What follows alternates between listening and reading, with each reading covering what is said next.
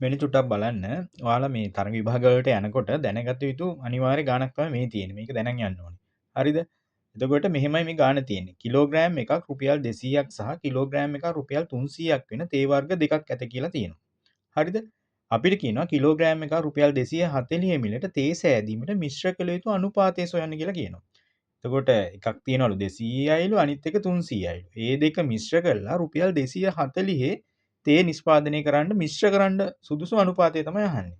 ඒතර බලන්න මේක මේ විදිහටයි හදන්නේ. මේකේ තියෙන පොඩි සූත්‍රයක් වගේ මේ පොඩි මේ ක්‍රමයක් තියෙනවා.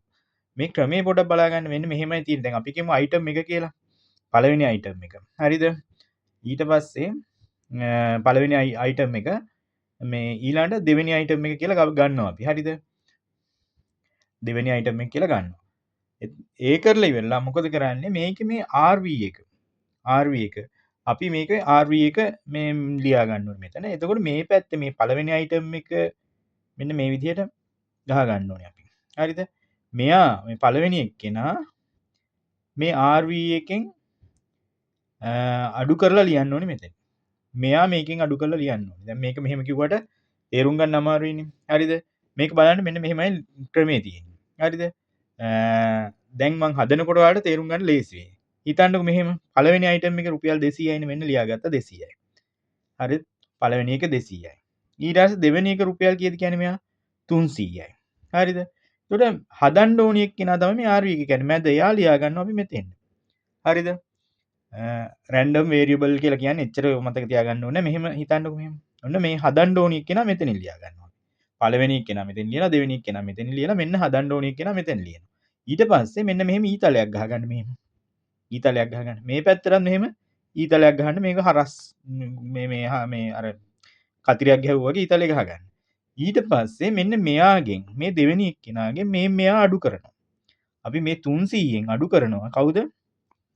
දෙවෙනි අයිටම් එකෙන් අඩු කරනවා මේ RV එක. ඒ කියන්නේ මේ 240 අඩු කරනවා. හරිද? ඊළඟට මේකෙ වෙන්නේ අනිත් පැත්තට. හරිද? මේ RV එකෙන් මේ මැද එක්කෙනාගෙන් මේ 240න් අඩු කරනවා අපි කවුද? මේ 200. හරිද? එකල උත්තරේ ලියන්න ඕනේ. දැන් 300න් 240ක් අඩු කරාම කීයද? 60යි. මෙයාගෙන් මෙයා අඩු කරාම 60යි. මෙයාගෙන් මෙයා අඩු කරාම කීයද එන්නේ? 40යි. 240න් 200ක් ගියාම 40යිනේ. right මෙන්න අනුපාතය ආවා. 60ට 40. දැන් මෙයා කුඩා කරනවා. මේ බිඳුව කපලා දාන්න පුළුවන් 10න් බෙදලා. තවත් කුඩා වෙනවනේ මේක දෙකෙන් බෙදෙනවනේ මේ බලන්න. 6 දෙකෙන් බෙදුනම 3යි. 4 දෙකෙන් බෙදුනම 2යි. ඒතකොට මෙයාගේ ආව අපිට 3ට 2 අනුපාතය. එහෙනම් මිශ්‍ර කළ යුතු අනුපාතය මොකද්ද? 3ට 2. මේක හොඳට බලා ගන්න. අර දැන් පළවෙනි එක්කෙනා මෙතෙන් ලිව්වා, දෙවෙනි එක්කෙනා මෙතනින් ලිව්වා. මෙයාගෙන් මෙයා අඩු කරන්නේ RV එක. මේ මැද එක්කෙනා මෙයාගෙන් අඩු කරන්නේ. මේ උඩ එක්කෙනාගෙන් මෙයා අඩු කළා තමයි මේ ලිව්වේ. 300න් 240න් අඩු කරේ. ඊළඟ එක්කෙනා මේ බලන්න මාරු කරලා ලියන්නේ. මේ 240න් මේ 200 අඩු කළා තමයි අපි ලිව්වේ. ලියලා ඉවර වෙලා මේ විදිහට තමයි මේ ගාන හදන්නේ. මෙහෙම මාරු කරගන්න එපා නේද? මාරු කරගත්තොත් වැරදිනවා. ඊළඟට තව දෙයක් පොඩි උපදේශයක් දෙන්න තියෙනවා. සමහර වෙලාවට මෙතන ඍණාගයක් එයි. එතකොට ඒ ඍණ කියන එක දැන් මෙතන ඍණ ඇවිල්ලා මෙතන ඍණ එයි. එතකොට ඒ ඍණ ලකුණ නොසලකා හරින්න. මේ විදිහට අපි අනුපාතය ගන්න. මම තව ගානක් එක මේ ලේසියෙන් තේරුම් ගන්න කියලා දෙන්න. මේ බලන්න මේක. right. මෙයා මෙහෙමනේ කියන්නේ අපිට. මෙතන කියනවා කිලෝග්‍රෑම් එක රුපියල් 150යි. හරිද? සහ කිලෝග්‍රෑම් එක රුපියල් 250ක් වෙන සීනි වර්ග දෙකක් ඇත කියලා කියනවා.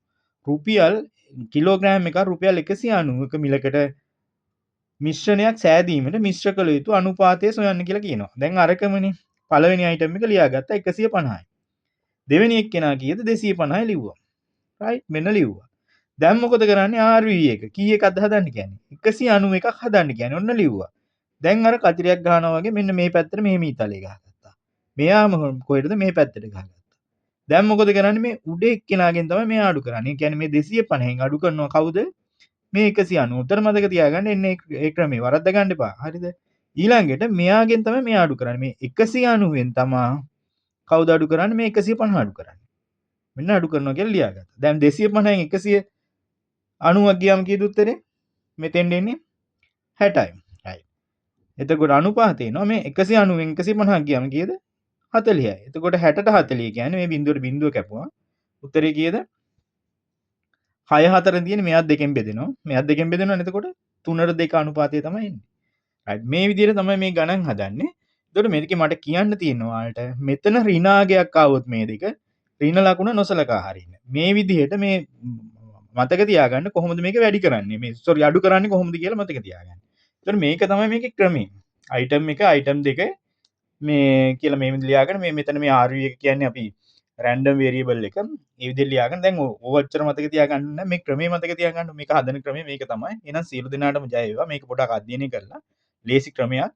මම ඒ වගේම තමයි මේ අනුපාතවල තුනක් අරගෙන මේ කියන්නේ අනුපාත තුනක් අරගෙන කොහොමද කරන්නේ කියලා කලින් වීඩියෝ එකක් දාලා තියෙනවා. ඒකත් බලන්න. එතකොට මේ අනුපාත දෙකක් අරන් කරේ. එහෙනම් සියලු දෙනාටම ජය වේවා.